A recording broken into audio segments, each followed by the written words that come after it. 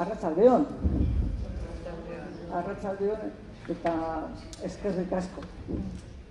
Gu oso pozik gaude, zuekin egoteagatik. Oso pozik gaude. Lola eta biok, oso pozik gaude. Muy contentas. Muy contentas de estar aquí. ¿No se oye? Vale, horretu. Ikutuarik ere, zarata egiten du. A ver, konpon dezakegu hau.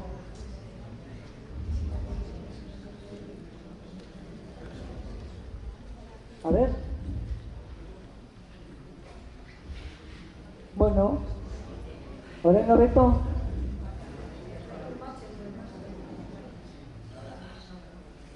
Vale. Bueno, esaten nuen oso pozik gaudela Lola eta biok zuekin egoteagatik, Estamos encantadas de estar aquí, Lola y yo también, de estar con Lola y de estar con vosotros. Y bueno, no sé qué deciros yo de Lola, porque Lola seguro que la habéis visto todos en todas las fotos de todos los sitios que recordáis por ahí, pero bueno, por presentarla, decir que Lola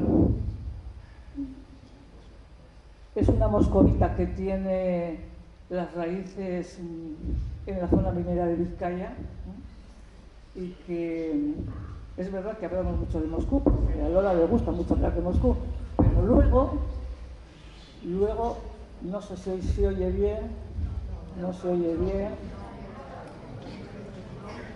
a ver si lo podemos arreglar un poquito.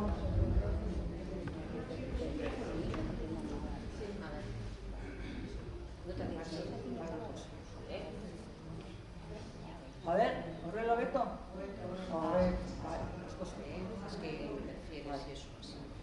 bueno, pues decía eso, que Lola es una moscovita con las raíces en nuestra zona minera. Hablamos muchas veces de Moscú, pero me hace mucha gracia porque Lola, que no ha vivido nunca aquí, que solo viene de visita, pues a veces nos sentamos a hablar y me preguntan, oye, aquel vecino y aquellos que vivían cerca de mi abuela, y es como si estuviera hablando con alguien de aquí de siempre, ¿no? Entonces, bueno, eso es lo que yo quería decir de Lola, porque sí, Lola es doctora en Ciencias de la Comunicación, trabaja normalmente como periodista y como traductora, y viene aquí a hablarnos de algo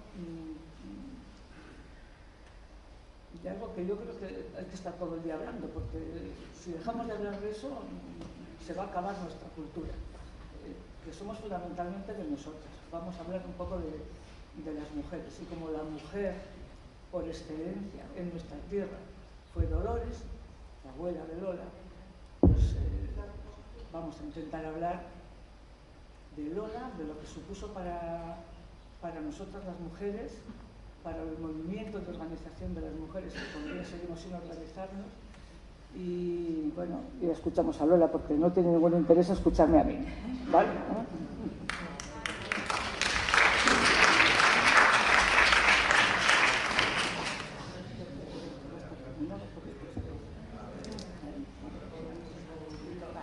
Buenas tardes, muchas gracias por estar aquí una tarde del viernes y gracias por organizar, a todos los que han tenido que ver con la organización. Bueno, pues me he traído unas chuletas porque es un tema muy amplio, muy complicado, y es un tema que por un lado nos concierne a todos, es Dolores y los movimientos antifascistas, pero en España el movimiento antifascista comienza también con la emancipación, sobre todo aquí en la cuenca minera. La organización de la mujer en España ha llegado muy tarde, pero eso no significa que no hubiera antes mujeres que se dedicasen a ello y que fueran conscientes, que representasen, digamos, el progreso, pero básicamente pertenecían a clases medias, profesionales, y ninguna de las mujeres de antaño alcanzó la relevancia que alcanzó Dolores Ibarruri por una serie de rasgos que ella tenía. Perdonen, aquí atrás no se oye nada. Ah, pero eso es una cuestión... ¿Ahora se oye? No se oye, es una cuestión de los altavoces. Yo creo que no es una cuestión mía, ¿no? ¿Es posible o fuerza un poco más la voz?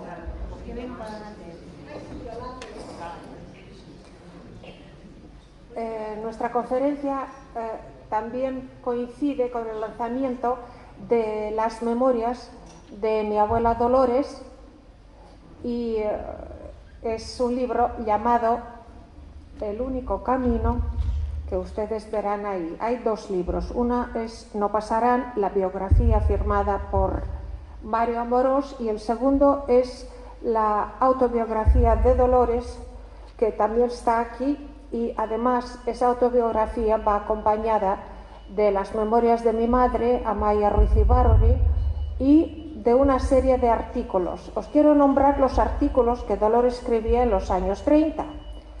Labor necesaria, al igual trabajo, idéntico salario. Informe sobre el trabajo entre las mujeres ante el Comité Central. Mujeres, madres de España, de Cataluña, de Euskadi y de Galicia. El fascismo no pasará. El pueblo español prefiere morir de pie a vivir de rodillas. El alma España, nuestra España, el alma popular, se ha forjado indomable, grandiosa a través de los siglos. Solo por la lucha se consigue la emancipación.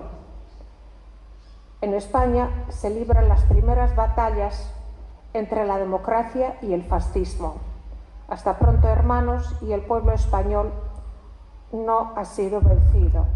Pues bien, España, a principios del siglo XX, era un país en vías de desarrollo, pero socialmente se puede hablar de una enorme presencia de los valores tradicionales, de la vida tradicional, y cuando en Europa, después y durante la Primera Guerra Mundial, las mujeres entran en el mercado de trabajo y se ponen a trabajar en las fábricas y donde sea, en las oficinas, porque los hombres se habían ido a la guerra, España es neutral, y entonces ese cambio tan drástico que sufre toda Europa, España todavía no lo ha sufrido, todavía no lo ha vivido. Entonces, con la Revolución Rusa, con las noticias que vienen de Europa, aparece una conciencia de las necesidades del mundo laboral, del mundo obrero, de la situación de la mujer y de la condición subordinada de esposas e hijas, y se hablaba de que todo eso debía de cambiar, que es necesario un progreso social gracias al que el mundo puede cambiar de base, pero ese progreso, siempre se hablaba, podía llegar solamente de la mano del hombre. Y en esa España patriarcal, es que parece que son latidos de corazón, en esa España conservadora y patriarcal, en el año 95 nace en Gallarta, en una familia minera, Dolores Ibarruri. Y su infancia y adolescencia no se distinguen en nada de las otras niñas. Y en este caso los gallartinos tuvieron la gran suerte de un ayuntamiento rico y una escuela en un buen edificio con buenos maestros. La familia vive modestamente pero sin estrecheces. Dolores destaca por sus buenos estudios y es la primera en su clase, y su máxima ambición es ser maestra. Eso es posible porque a la familia de Dolores, a mis bisabuelos, les tocó la lotería que cayó en Bilbao en el año 1906 o 7, y entonces hubo dinero para poner a Dolores en su cuenta corriente, eran 2.000 pesetas de la época, y con ese dinero se podía estudiar una carrera. Sin embargo, sí, está tronando. Sin embargo, justo por esa visión tradicional de la vida, no es el padre precisamente, sino es la madre que dice a Dolores que no puede ser maestra, que tiene que ir a la costura, tiene que servir y tiene que casarse. Y entonces Dolores se casa con un minero y escribe que 20 siglos de dominación religiosa entenebrecen las conciencias, 20 siglos de absurdos prejuicios. El gran prejuicio para Dolores, que estaba toda la vida resentida con su madre, era no poder ser maestra. 20 siglos de absurdos prejuicios, de horribles supersticiones, sometimientos de ancestros, de costumbres antiguas, son un enorme lastre para la vida de la mujer. Al casarse con mi abuelo, Julián Ruiz Gaviña, y el abuelo siempre añadía Urcullo Elizondo, que era, como él decía, minero de mucha honra, Dolores conoce la extrema pobreza. Sobre ello, ella misma escribe: creo que Dante, cuando describió el terrorífico infierno, no había visitado una mina, ni un hogar de un obrero minero, pues de haberlo hecho, aparecería en su obra un lugar de castigo, el cual sería la mina. La vida de las mujeres de los mineros era una verdadera pesadilla. Lo que el hambre, la miseria más horrorosa son los reales fantasmas que atenazan y martirizan. Las mujeres deberían de ansiar esos cambios y no tenían miedo a ellos, porque no se exponían a nada peor que a perder su propia miseria. La Revolución Rusa en el 17 inaugura nuevas esperanzas. Dolores con su marido, mi abuelo Julián, parecen explosiones en la mina. Sí, el ambiente no podía ser mejor. Se casa con un socialista, empieza a leer y a principios de los años 20, del año 20, empieza a escribir para el minero vizcaíno. Y en esa época, y yo estaba pensando cómo ella se había enterado de la subida al poder del fascismo en Italia. Supongo que también era a través de periódicos, pero también quizás a partir de la aparición de la radio en el País Vasco, porque la primera radio en el País Vasco aparece en el año 24 y se llama Radio San Sebastián.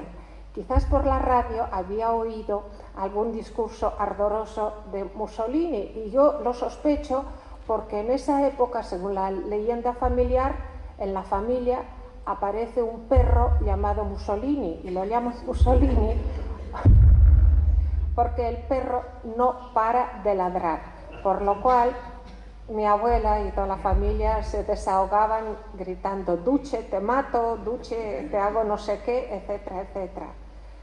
Mussolini, en el año 22, realiza una marcha sobre Roma y, como consecuencia de esa marcha sobre Roma, él se hace jefe de gobierno. Es nombrado jefe de gobierno y su nombramiento no entra en contradicción con la Constitución italiana, que en esa época se llamaba Statuto Albertino. Y esas noticias llegan a Gallarta, llegan como un nubarrón negro que empieza a extenderse por Europa. Se prohíbe el Parlamento porque, claro, en esa época Italia era una monarquía, pero tenía una constitución, tenía un parlamento, y esa joven república, no, monarquía italiana, monarquía constitucional, que ha nacido hace poco, se hunde bajo la presión del fascismo. Y en esa época la participación de la mujer militante en la vida social y en los cambios es mínima.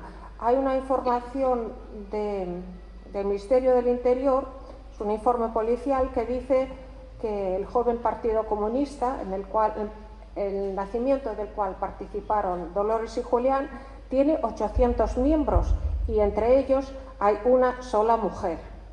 Supuestamente esta una sola mujer sería no otra que mi abuela Dolores Ibargüen. Y existía una gran desconfianza por parte de los hombres y por parte en general de la sociedad el papel que tendría que jugar la mujer en esta liberación. Entonces se hablaba mucho de los derechos y del futuro. Sin embargo, también hay un gracioso testimonio que después de una ardorosa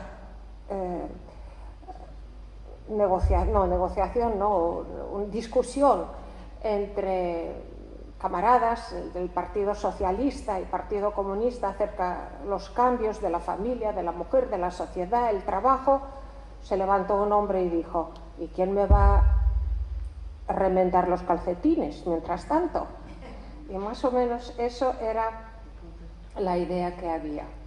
Sin embargo, también existía la mujer de la idea de un sufragio universal, y esa idea la representaban las mujeres españolas, entre ellas, ante todo, Clara Campoamor, las mujeres progresistas. En ese momento había un gran miedo al voto femenino y ese miedo quizás haya durado hasta la transición democrática, pero ya en el año 31, es una situación paradójica, la mujer puede ser elegida, lo que no puede es votar. Por lo cual Dolores, que era una gran activista de todas las causas del progreso de la sociedad, se presenta. Y es una situación bastante curiosa, ahora impensable, porque ella se presenta por varias legislaturas. Se presenta por Bilbao, se presenta por Oviedo, se presenta por Segovia, se presenta por León, y no sé si ahora no me acuerdo una quinta legislación por la cual ella también se ha presentado. No sale diputado en esa legislatura, tampoco sale en el año 33, cuando ya se permite el voto femenino, gracias a Clara Campoamor, que en una tremenda discusión sale ganando a Victoria Kent, que decía que el voto de la mujer es un voto muy conservador y que la mujer no puede votar porque no es una persona independiente, ella votará lo que le diga el marido. Sin embargo, la mujer en España empieza a votar y en el año 33 Dolores tampoco es elegida. Solo en febrero del 36 ella sería diputada. Sin embargo, este sufragio nos sale con un abrumador apoyo, el sufragio para la mujer, el sufragio universal, de 161 diputados a favor y 131 en contra. Y eso estamos hablando de las luchas que se llevan en España a principios de los años 30. Y es muy importante los detalles de esta pelea entre Kent y Campoamor, porque España se convierte en el primer país latino donde la mujer adquiere la posibilidad de votar, donde la mujer adquiere el derecho al sufragio universal, por supuesto, a ser elegida. Los años 30 fueron no solo años de ese gran avance democrático. Los años 30 también fueron unos años muy duros como consecuencia de la crisis del 29 y también son los años del auge del fascismo en Alemania. Hitler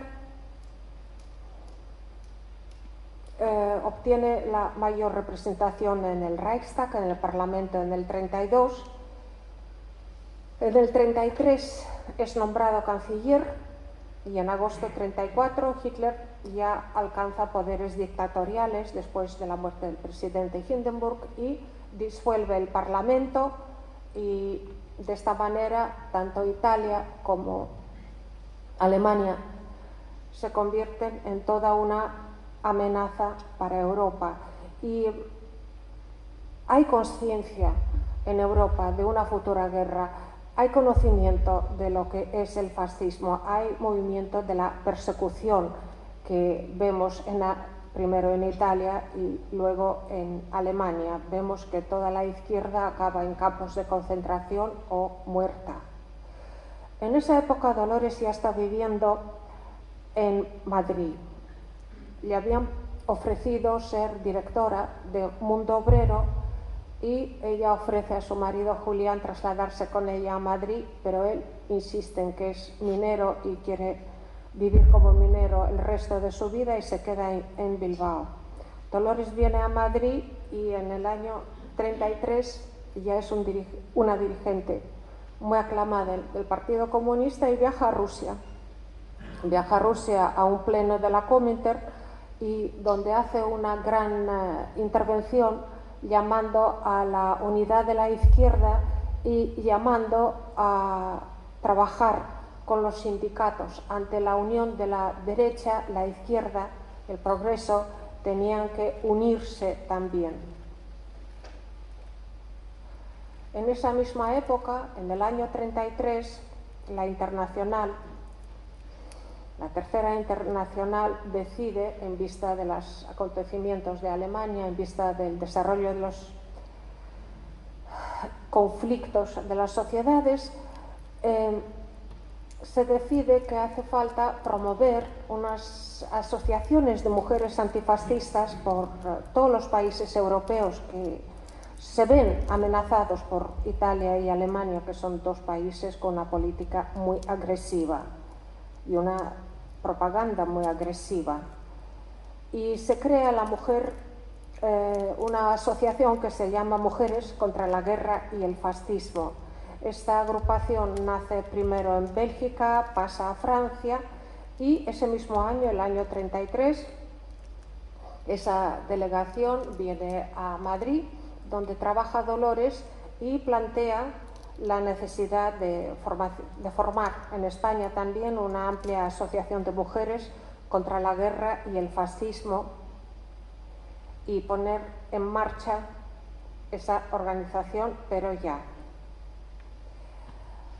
Dolores Ibarri es la impulsora y la presidenta de esa asociación, pero pasa otra anécdota graciosa, que cuando llega la delegación internacional, tienen una reunión con Dolores, pero también querían ver a las mujeres del Partido Socialista. Y entonces, como no pudieron hacerlo por tiempo, decidieron pedir a Dolores y a Irene Falcón y a Encarnación Fuyola que hablen con las mujeres socialistas para que también formen parte de esa asociación de mujeres antifascistas. Por lo cual, dispuestas a cumplir lo prometido, y aquí yo cito otra vez a Dolores, pidieron las mujeres españolas a ver a doña María Martínez Sierra, diputada socialista y conocida escritora, una entrevista para explicarle lo que son las asociaciones de mujeres antifascistas, y ella amablemente las invitó a casa, pero a título anecdótico ocurrió una situación bastante rara. Esa diputada socialista en ese momento no estaba en casa, estaba esperándoles otra mujer, María de la A, una señora simpática, viuda de una antigua alabardero del palacio, etcétera, etcétera, pero a título anecdótico, dice la abuela, acudieron a la cita de la diputada socialista y distinguida escritora, donde el portero de la elegante mansión dijo a Dolores, a Irene y Encarnación Fuyola que no podían entrar por la puerta principal, tenían que entrar por la puerta del servicio. Eso para que ustedes imaginen qué vida teníamos en España, pues hace 100 años, pero parece que no es hace tanto. Y a partir de ese momento empieza a funcionar la Asociación de Mujeres Antifascistas, que se llamaba AMA, pero también tuvo otras denominaciones como Mujeres contra la Guerra y el Fascismo en su inicio, Agrupación de Mujeres Antifascistas desde el 36 y Unión de Mujeres Españolas o Unión de Mujeres Antifascistas Españolas. Durante la guerra se usa más la denominación Agrupación de Mujeres Antifascistas. También durante la guerra a esta asociación AMA se unen la Unión de Dones de Cataluña y la Alianza Nacional de Dones Joves. De esta manera, este movimiento se convierte en un movimiento clave que no solo se dedica a la lucha antifascista, también se dedica a la emancipación de la mujer. Y esta organización era omnipresente en territorio español y cuenta con 50.000 mujeres y 225 grupos.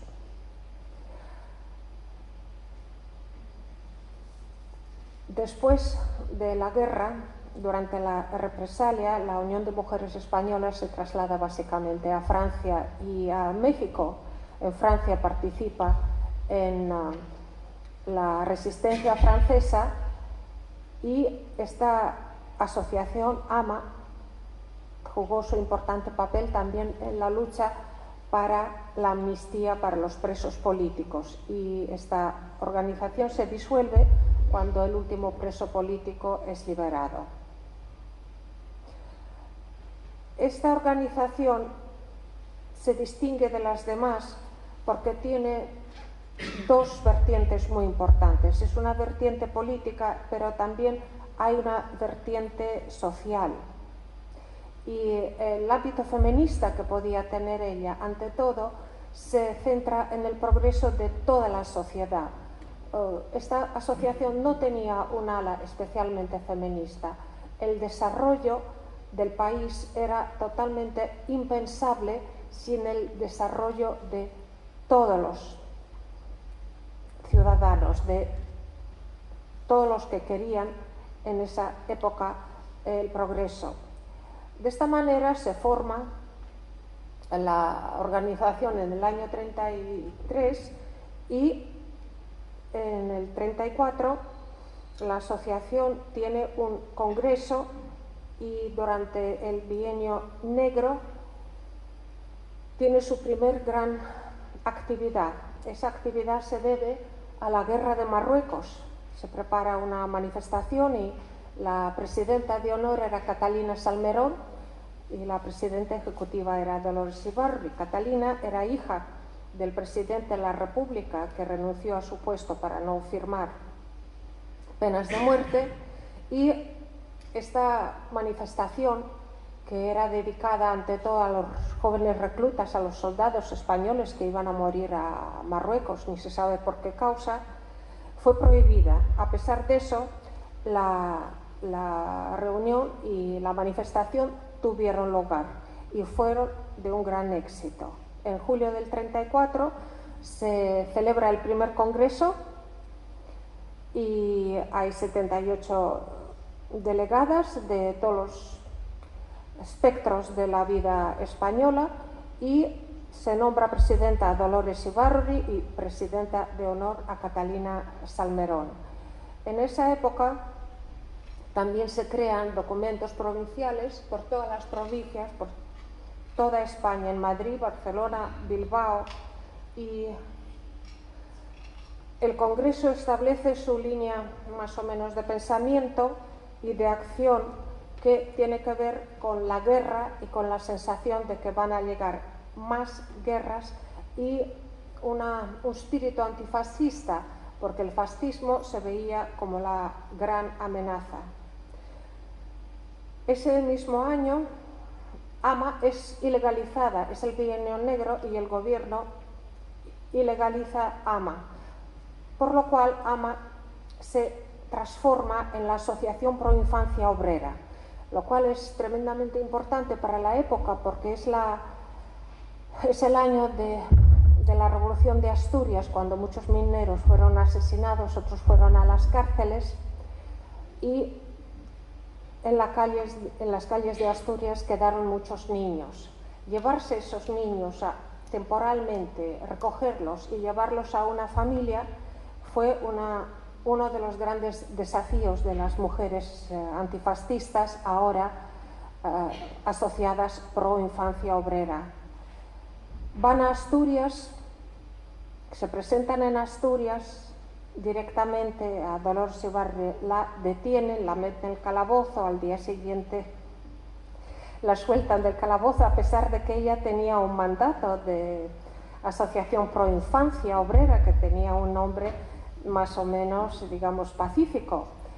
Y al día siguiente la sueltan, pero al otro día también la detienen. Total, Dolores dice que no va a salir de Asturias sin llevarse a los niños huérfanos que quedan en las calles, que ya habían organizado con ayuda de las mujeres a más de 150 niños. Estos niños llegaron luego a Madrid, donde fueron recibidos por las familias madrileñas, y también muchos de ellos fueron a Levante. Y hay muchos niños que pasaron los años del Bienio Negro hasta que llega la elección del año 36. Dolores Ibarri es elegida diputado, y lo primero que hace, diputado por Asturias, es presentarse en Oviedo con su mandato de diputado y abrir las cárceles y liberar a los mineros. Una acción muy importante para las ahora Asociación Pro Infancia Obrera, Socorro Obrero Español, Socorro Rojo Internacional, total, muchos nombres, pero siempre estamos hablando de mujeres antifascistas. Es uno de los hitos importantes, es el lanzamiento en el año 36 de una revista, Mujeres, donde en el consejo de la redacción está Dolores Ibarri, está Margarita Nelken y muchas otras mujeres. Y es un periódico que como título lleva Periódico de las mujeres que luchan por la paz, libertad y el progreso. El número 3 de esta revista ya nos habla del triunfo del Frente Popular y festeja un 1 de mayo masivo y pone en marcha las reivindicaciones de, ¿os acordáis de uno de los artículos que dice al igual trabajo, igual salario, y tantos otros, que no son solo reivindicaciones de mujeres, sino son reivindicaciones de todos los trabajadores para mejorar sus condiciones de vida. La asociación era muy activa, trabajaba en muchas provincias, todas las provincias de España. Sin embargo, con el comienzo de la guerra, la asociación ve su trabajo truncado, y con el alzamiento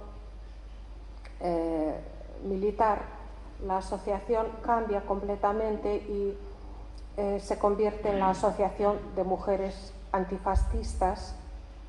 Otra vez, de nuevo, recupera su viejo nombre, y su lucha política se centra en ganar la guerra y apoyar a las familias. El gobierno de la República apoya esta organización, apoya el auxilio femenino, y a través de todos los organismos que tienen por todos los rincones de España, estas mujeres intentan ayudar a las familias, a los niños, a abastecer a los milicianos, hacen absolutamente todo lo posible para paliar todos los desastres de la guerra que sufre la población en dichas condiciones. Aquí hay un testimonio de Manuel Toñón de Lara y Carmen García Nieto, que describen la situación de la siguiente manera: en aspecto político todo se derrumba y el poder de todas las provincias fue realmente sustituido por un poder popular, y esas organizaciones de mujeres estaban en primera línea. El poder popular, espontáneo, plural, contradictorio, gobierna en el orden público, abastos, organización de los medios, en la producción. Y en esta situación tan crítica, AMA empieza a realizar tareas de Estado. AMA organiza a través de los sindicatos la captación de las mujeres para que puedan trabajar en las fábricas en sustitución de los maridos que tienen que partir al frente. Se hace una especial preparación para las mujeres para que puedan acceder a trabajo cualificado y para que reciban apoyo mientras que están trabajando con la crianza de los niños. La revista Mujeres, que fue un órgano provincial de Madrid, luego se convierte en una revista nacional y nos narra que en los primeros momentos del alzamiento hay como 2000 mujeres que se afiliaron a AMA en Madrid y por todas las provincias, y por supuesto esa revista desaparece como consecuencia de la guerra, pero hay testimonios que del 16, por ejemplo, de septiembre en Madrid, cuando Madrid está sufriendo un enorme acoso por parte de las tropas de Franco, estas mujeres incorporadas a la asociación hacen todo tipo de remesas para el frente, recogiendo mantas, recogiendo ropa, organizando bolsas sanitarias, preparando enfermeras. Lo mismo ocurre cuando el gobierno se traslada a Valencia. AMA se va a Valencia y trabaja ahí ayudando al gobierno de la República. También hemos tenido una filial de AMA en el frente de Bilbao, en Bilbao, y aquí esta organización funcionaba en el Hogar de la Mujer Moderna, en la calle Astarola, y había una gran participación de mujeres vascas en esa asociación, de las cuales se puede destacar a Florentina Tasende, que pertenecía a la Acción Nacionalista Vasca, a Concepción García, del Círculo Femenino, y Faustina Baliño, que formaba parte del Hogar de la Mujer Moderna. Como resumen a estos datos acerca del movimiento antifascista, quiero decir que a mí me es muy difícil separar la vida de Dolores o decir qué actos concretos, además de los que yo he mencionado, pueden hablar de su trabajo con mujeres antifascistas. Ante todo, fue la organizadora en el 34, organizó la movilización contra la guerra de Marruecos, recuperó a los niños que se habían quedado sin padres en Asturias, organizó y escribió en el periódico, en la revista. Que no paraba. Sí, que no paraba, y con todo y con eso, perdón, voy a buscar un Kleenex. Y con todo y con eso, ella era diputada del Parlamento, miembro del Comité Central, y era una de las grandes voces de resistencia. El libro que se ha publicado ahora cuenta su vida. Antes este libro ella de memorias lo escribió en el año 60, pero era un libro muy amplio. En él había muchos detalles acerca de luchas dentro del partido, luchas por el poder, luchas por el cambio, luchas interiores que en esta redacción con Mario Amorós las habíamos apartado para dejar realmente la historia de una mujer, de la mujer Dolores, donde ella misma cuenta su vida tal y como ella quisiera contársela a sus nietos, y en esa vida, por supuesto, la lucha antifascista jugó un gran papel. Después de la guerra de España llega la guerra a Rusia, donde ella se encontraba en aquel entonces, y desde los primeros días de la guerra ella plantea como una tarea absolutamente necesaria la ampliación de la radio, y ella es la fundadora de la Radio Pirenaica, y podemos hablar de la Radio Pirenaica como uno de los órganos principales de la resistencia al franquismo y también la resistencia al fascismo durante la Segunda Guerra Mundial. Después de la guerra, Dolores se traslada a Francia y ahí participa en un congreso donde se renuevan en Toulouse las formas de organización de la mujer en vista de las nuevas circunstancias y también en vista de lo que está pasando en España. Y como ya he dicho, la Asociación de Mujeres Antifascistas trabaja en Francia, trabaja en México y a partir del año 45 se dedica a ayudar a los presos políticos y a luchar por la amnistía de los presos políticos. Todas estas actividades de Dolores son, ante todo, fruto de su especial carácter y fruto de su especial conciencia de la justicia social. Por un lado, ella tenía una presencia imponente, una presencia de mujer del pueblo, una presencia de una persona enlutada. El luto lo llevaba por la muerte de un hermano, se lo puso por la muerte de un hermano y el resto de la vida con la muerte de más familiares e hijos ya no se había quitado ese luto. Después, ella tenía una sensibilidad enorme para, y yo creo que eso podemos llamar sensibilidad o empatía.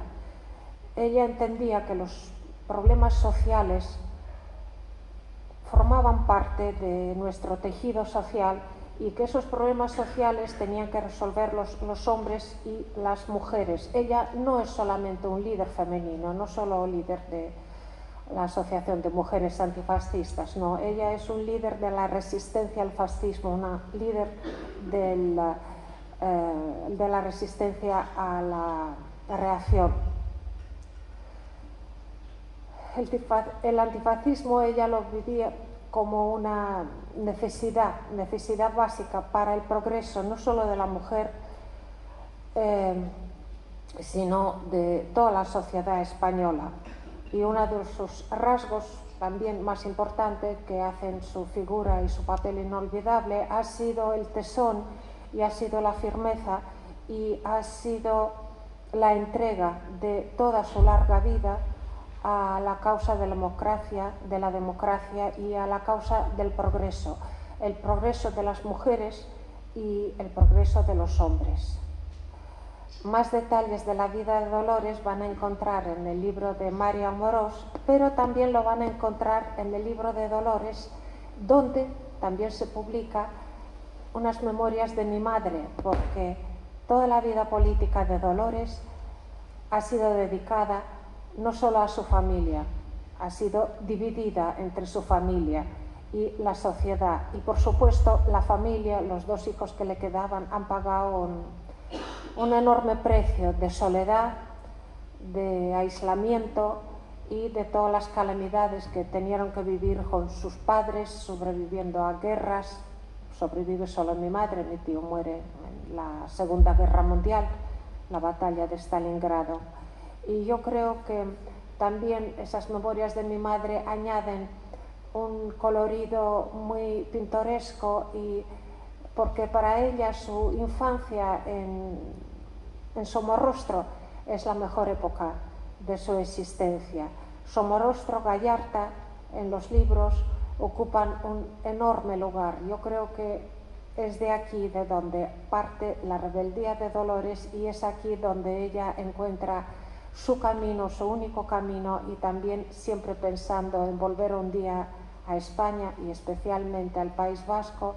Ella no decae en el pesimismo, aunque algún momento sí que hemos tenido en casa. Sin embargo, la ilusión de volver, de estar, de encontrarse con su tierra y ver una España democrática, ver una España donde el hombre y la mujer tenían derechos iguales y ver una España de progreso, han sido su mayor sueño y también han sido el camino que ella elige en su juventud, que ella en su libro lo llama el único camino. Y esto es más o menos todo. Muchísimas gracias.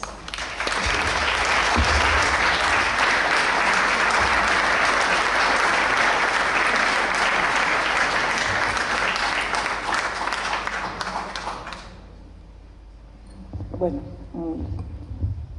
yo antes de venir aquí a la charlita como tengo la gran suerte de tener a Lola a mi lado, pues comentamos y hablamos mucho, ¿no? Y yo hay algunas cosas de la vida de Dolores y de sus escritos, los escritos de Dolores, que repaso a diario, sobre todo porque creo que podrían ser escritos en este mismo momento. Tú coges escritos de Dolores, de cuando empieza a escribir en el Minero vizcaíno, o de la época de Madrid donde escribe en El Mundo Obrero, tú te lees el artículo y dices, a ver, esta mujer, ¿cómo era capaz de saber lo que pasaba ahora? Porque realmente ese escrito es un escrito de ahora, tiene una actualidad rabiosa, ¿eh? Rabiosa, porque en realidad, a pesar de todo ese camino grande de las organizaciones de mujeres antifascistas, que por cierto yo creo que esa organización ha sido una de las organizaciones que más mujeres ha reunido. Ahora tenemos un montón de organizaciones feministas, bastante divididas, unas por aquí, otras por allá, ¿no? Pero yo no sé si entre todas llegaremos a sumar los 50.000 miembros que tuvo la agrupación de mujeres antifascistas. Es verdad que tenían un enemigo muy fuerte delante, ¿no? Pero consiguieron una cantidad de gente unida a ellos, ¿no? Y cuando lees esos artículos que yo decía de Dolores, ¿no? Y que algunos piensan, pero es que Dolores no era muy feminista, ¿no?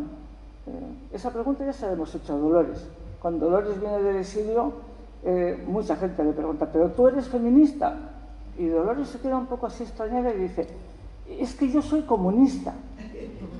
Y no entiendo, yo no necesito ser feminista porque ya soy comunista, dice Dolores.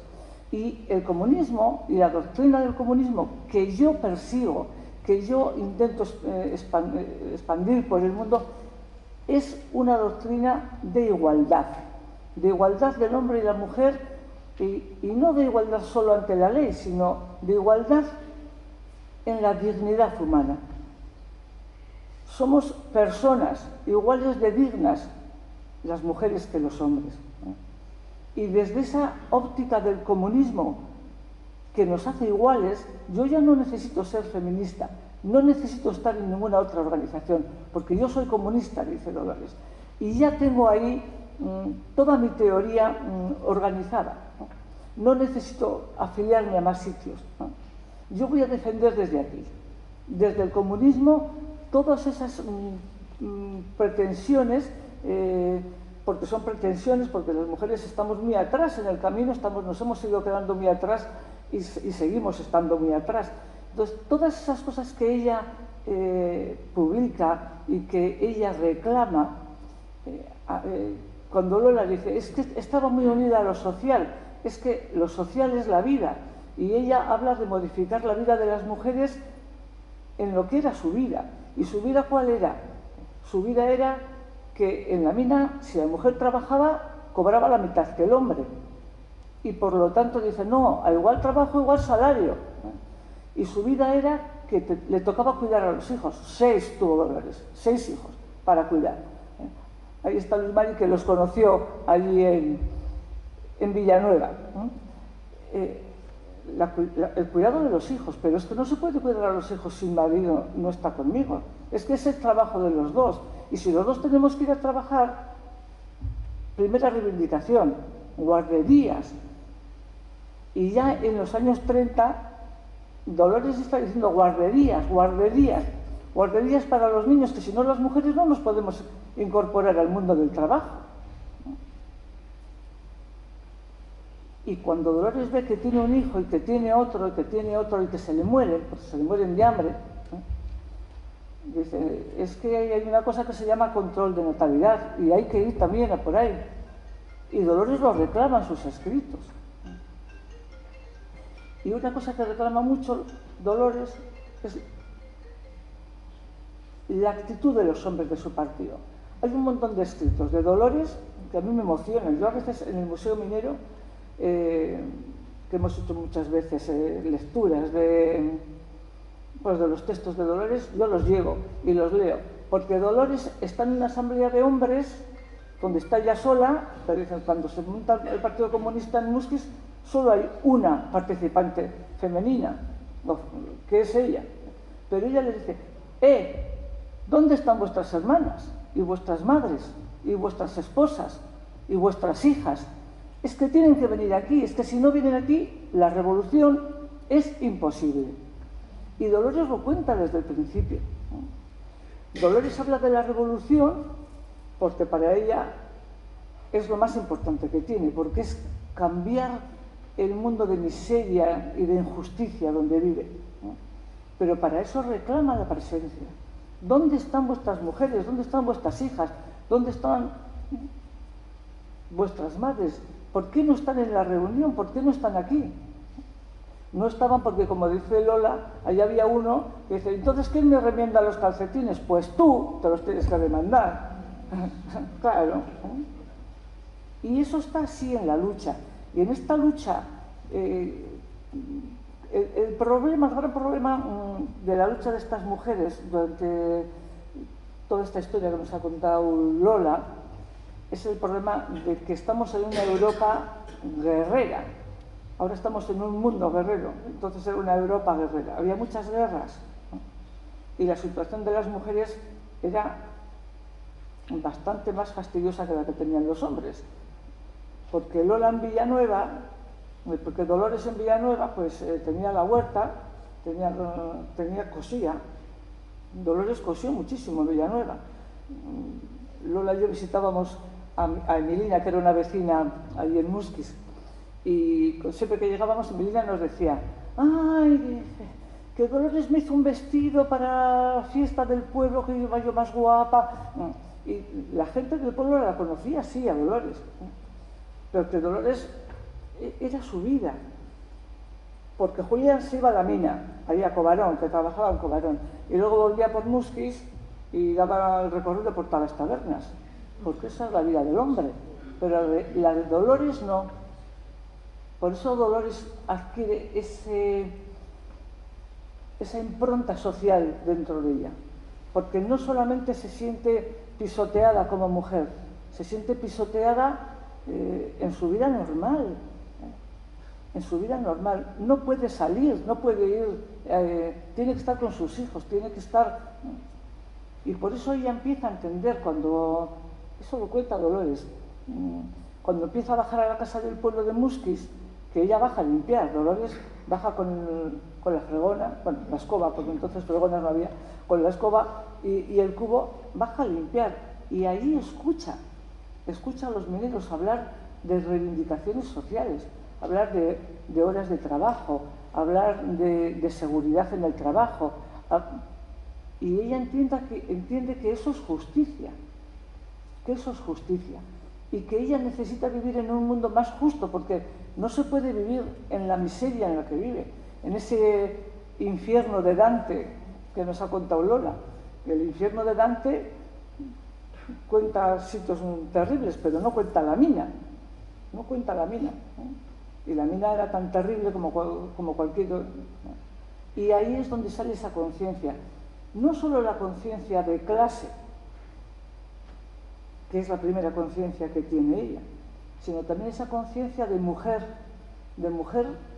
que no ve un camino para salir, porque los hombres están ya organizándose en sindicatos, y los sindicatos organizan sus huelgas y sus reivindicaciones, pero ¿quién reivindica esas otras cosas que se quedan ahí detrás? Pues es Dolores.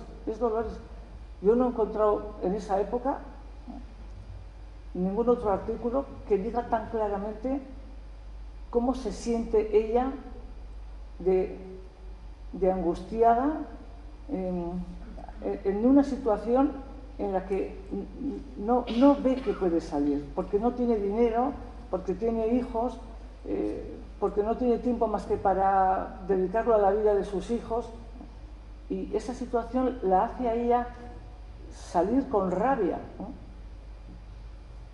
Cuando se produce la revolución en Rusia, Dolores empieza a ver que hay posibilidades, porque lo que nos llega aquí, las noticias que nos llegan aquí es que en Rusia ¿no? Se va a llegar a la igualdad, ¿no? La revolución va a hacer iguales a los ricos y a los pobres, a las mujeres y a los hombres, ¿no? Y esa revolución es la que necesita Dolores. Por eso Dolores cambia su fe. Dolores, que es una mujer religiosa, hasta que se casa con Julián, Dolores es una mujer religiosa. Dolores va a misa y Dolores arregla los santos de las procesiones, ¿no? Pero cuando se casa con Julián y se ve de mujer de minero sin nada, ella lo dice en sus propias memorias, en ese libro que tenemos ahí. Dice, no estoy cambiando la ideología, estoy cambiando la fe. Y yo antes pensaba que Dios me iba a arreglar el mundo y ahora pienso que solo nos arreglamos el mundo los que estamos aquí, que nos tenemos que juntar y ponernos en la lucha. Bueno, que esta era mi aportación.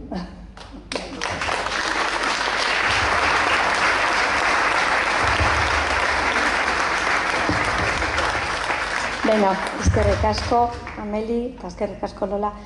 Eta gontze zabaltzen dugu pizka bat turno zuen txako, galdetzeko eta hori esateko gure pertsonei.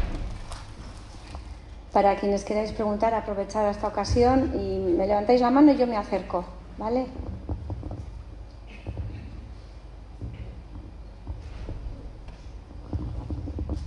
Bueno, yo quería rectificar mejor. Cuando Lola dice que la fundación del Partido Comunista, que había solo hombres y que había una sola mujer, esa sola mujer se llamaba Virginia González, y andaba por aquí, por esta, que era natural de Valladolid. Si no lo sabían.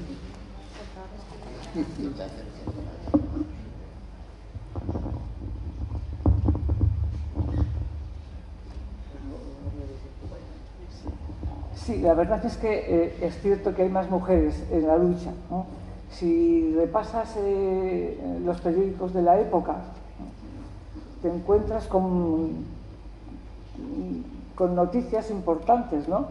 Yo recordé hace poco de un periódico de Bilbaíno, no sé si era Liberal, es una noticia de 1910 y en esa noticia se habla de un mitin que se va a dar en Galdames y habla de los oradores que van a intervenir y una de los oradores es una oradora de Cotorrio, Jacoba, cuya hija Clara Morán fue miliciana después durante la guerra y murió creo que murió en el hospital de Durango, pero yo creo que la hirieron ahí arriba, en el Orrio arriba, ¿cómo se llama allá arriba?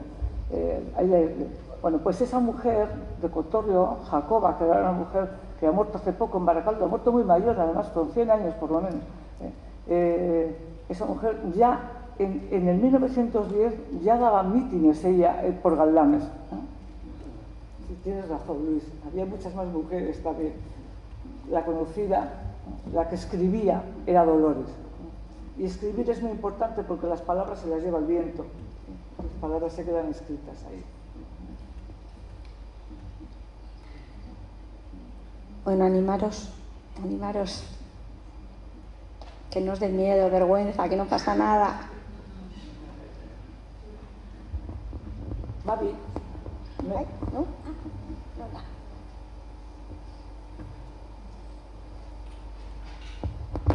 Yo no me quiero perder la oportunidad, estando la nieta Lolita de Pasionaria, creo que ella te llamaba Lolita.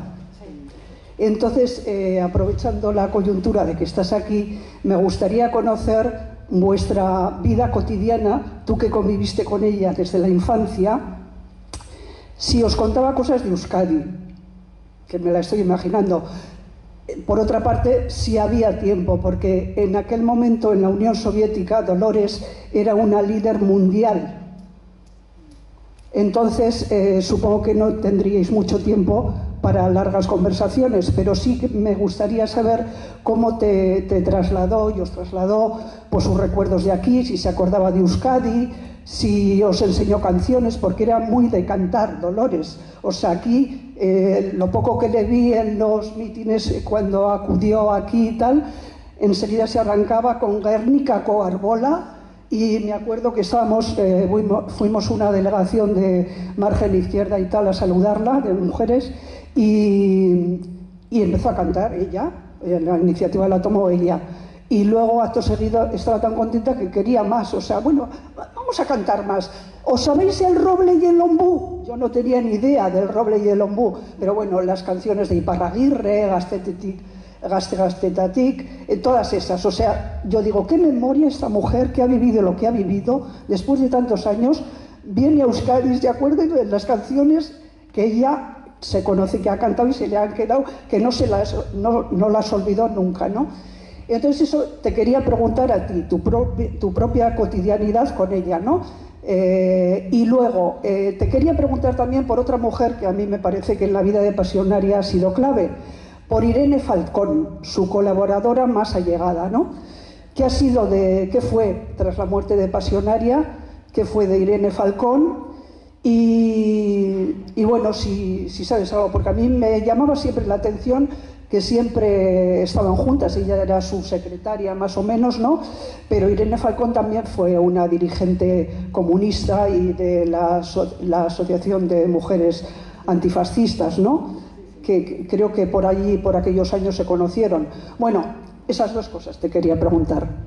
Empecemos por Irene Falcón.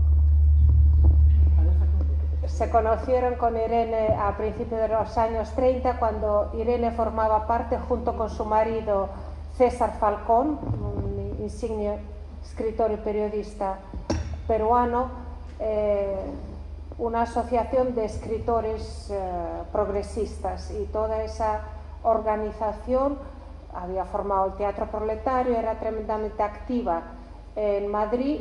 En esa época se conocen, son amigas desde el principio, y en Ama Irene aparece y juega un papel destacado. También Irene era periodista.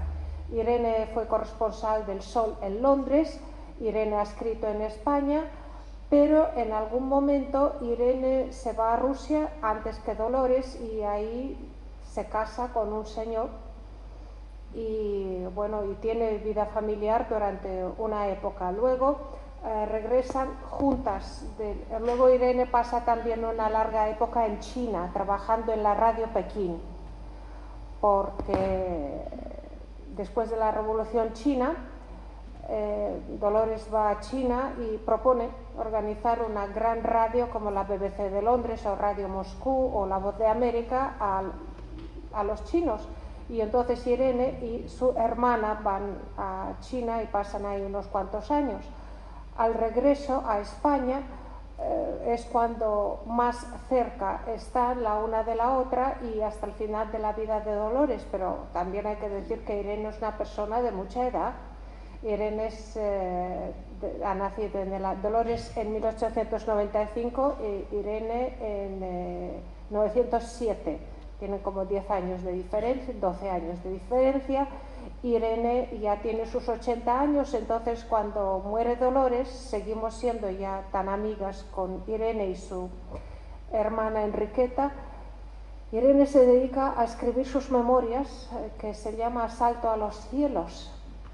Es un libro gordo, lleno de impresionantes detalles de toda su vida y toda su actividad. Irene sí que era feminista y ha participado en todos los movimientos feministas aquí y allá. Irene muere en Madrid con 92 años, viviendo junto a su hermana Ketty, y hasta el final hemos sido gente muy cercana como familia, y 2 años después murió su hermana Ketty. En España no queda nadie de la familia de Irene, toda esa familia ha quedado en Rusia.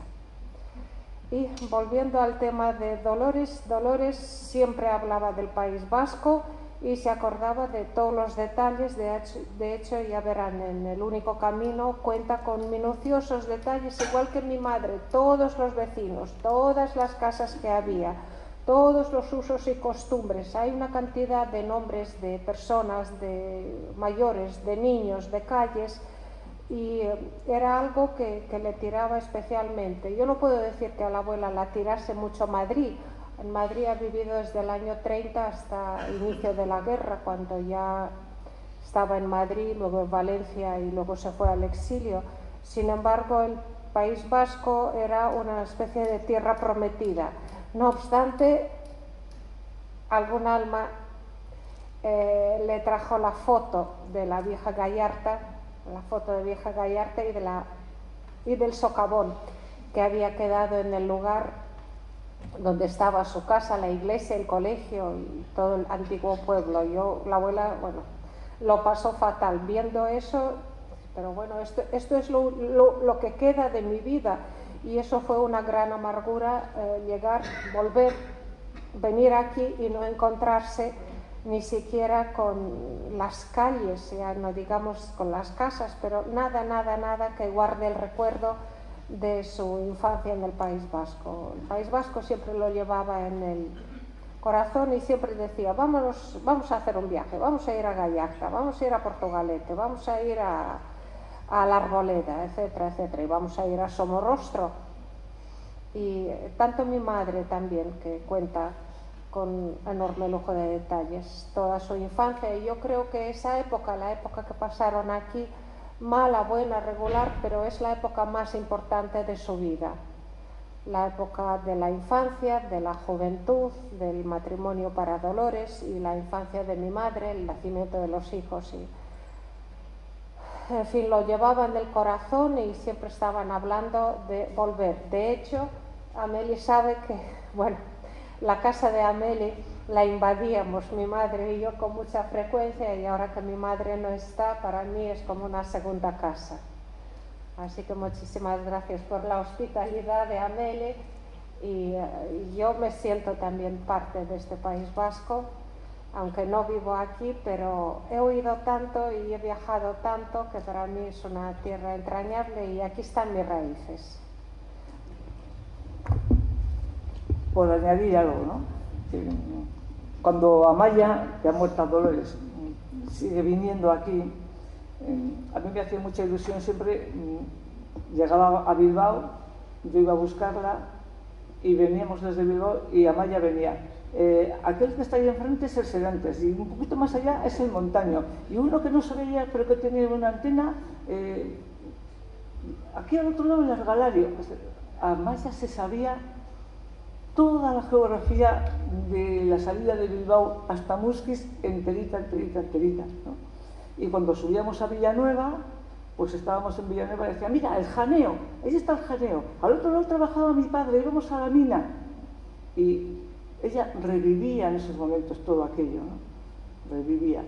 Amaya también era muy cantarina, ¿eh? Igual, no sé, bueno, también Lola canta, pero canta con menos entusiasmo que lo que cantaban su madre y su abuela, yo creo.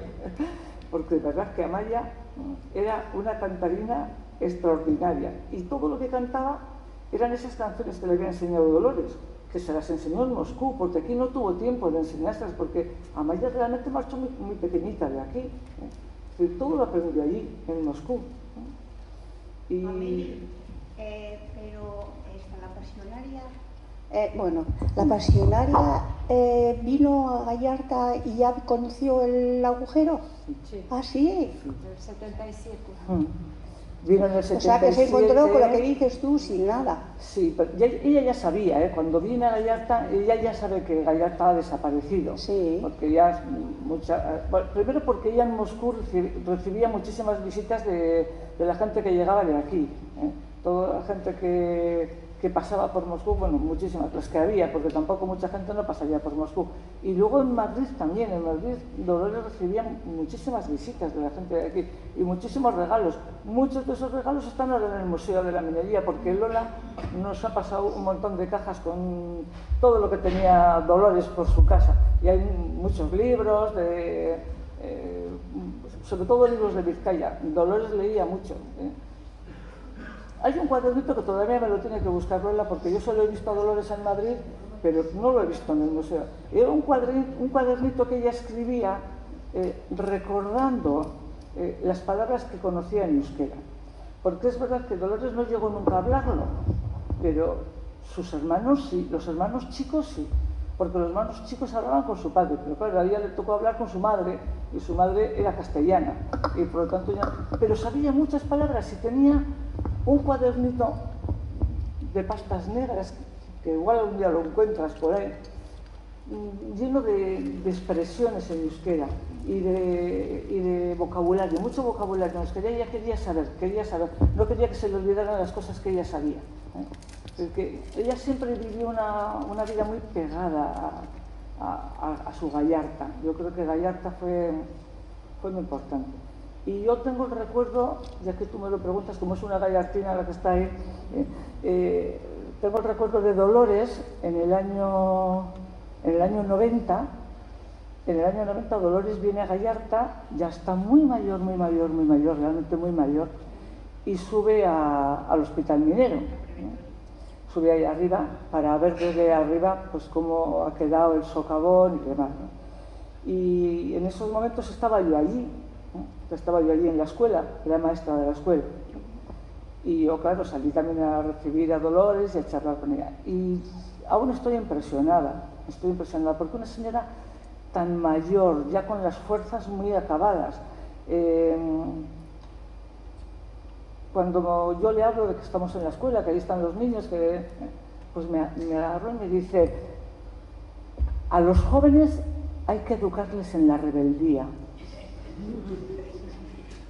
Y la verdad es que desde el 90 he dado clases hasta el 2014 y siempre que he entrado en clase entro pensando: haz el favor de hacer lo que dice Dolores, educa en la rebeldía, porque si entras a clase para contar una historia tonta y que no sirva para nada, mejor que no des clase, ya te lo dijo Dolores.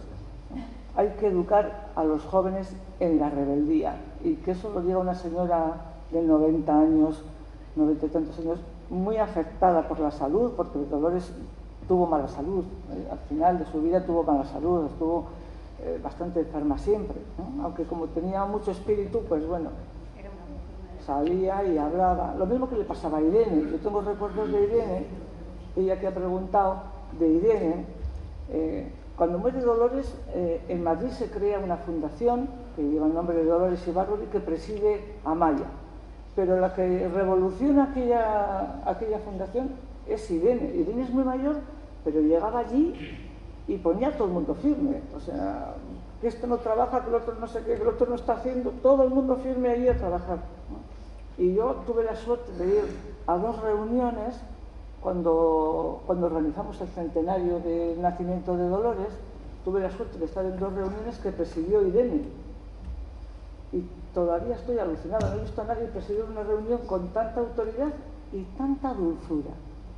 Las 2 cosas a la vez, y eso es difícil. Eso es difícil.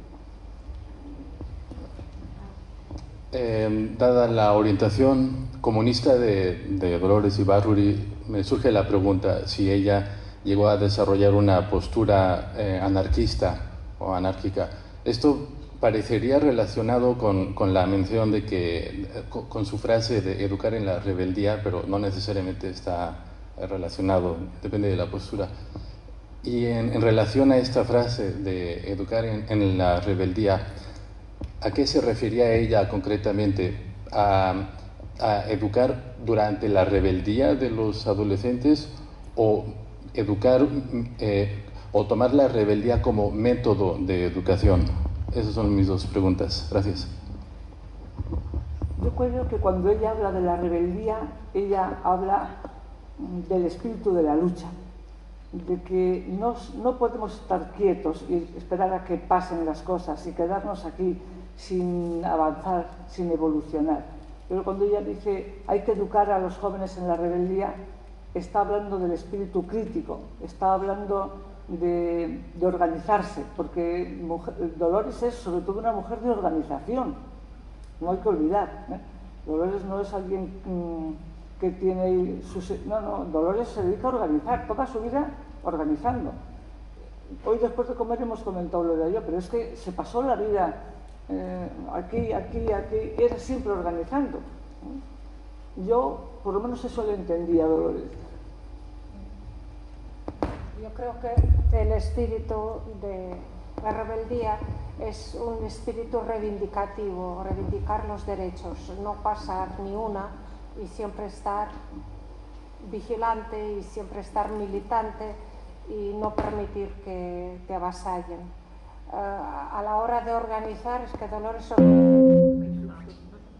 Dolores en Gallarta, en Somorrostro, organizaba a las mujeres para sacar a los maridos de los bares e iban con escobas y a escobazos los sacaban.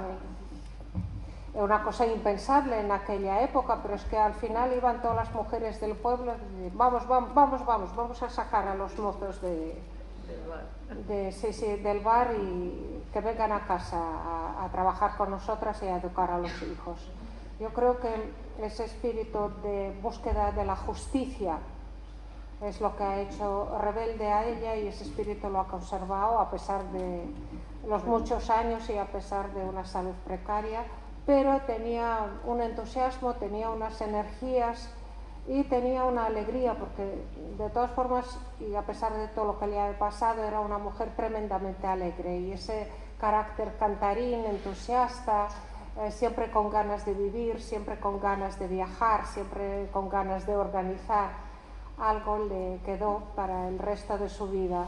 La canción que han mencionado aquí, El roble y el ombú, es la canción de un vasco que está en la Argentina o no sé dónde, en Latinoamérica, donde crecen los ombús y entonces él está cantando bajo el ombú.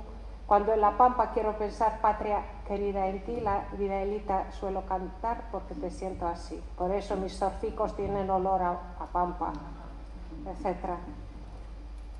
En fin, así que ha sido una vida rebelde, ha sido una vida combativa, ha sido una vida que ha dejado un gran rastro, yo creo que en el mundo y en España y en el siglo XX, y ha sido un ejemplo de una lucha continua, constante, consecutiva por mejorar el mundo y espero que así la recuerden como una mujer que ha entregado a su vida a la causa de los trabajadores, ante todo, siempre decía, no decía obreros, decía trabajadores, a la causa de los trabajadores y a la causa de la sociedad. Y hablando del feminismo, es que la sociedad está hecha por mujeres y hombres, unos no pueden desarrollarse sin los otros, es una cuestión del progreso para toda la sociedad y es lo que fue su causa y es lo que fue su único camino.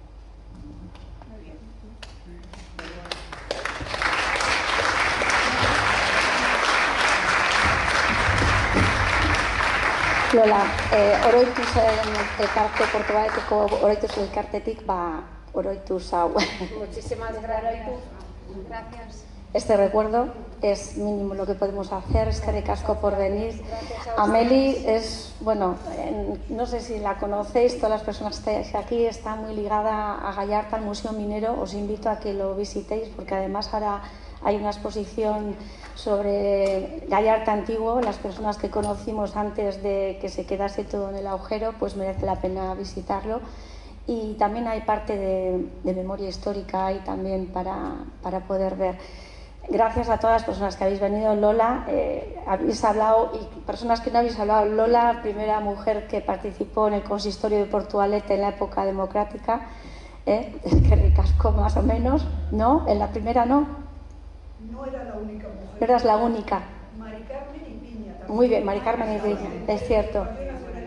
Muy bien. Muy bien. Nosotros que somos de Oroituz, por favor. Muy bien. Pues tú con Mari Carmen, es que ricasco. Y también tenemos ahí un familiar de la gesta del Montserrat que fueron con el barco, uno de los que te ha preguntado, Lola. Hubo un grupo de personas que se marcharon de aquí, partieron desde Santurchi, se marcharon con un barco que habían hecho y uno de los que te ha hecho la pregunta es hijo de aquellos que marcharon al exilio en su momento. Bueno, eskerrik asko etortzeagatik, hurrengo egunera arte eta ezer gehiago opari zuritzako eta espero gustatzea. Gracias. Eskerrik asko.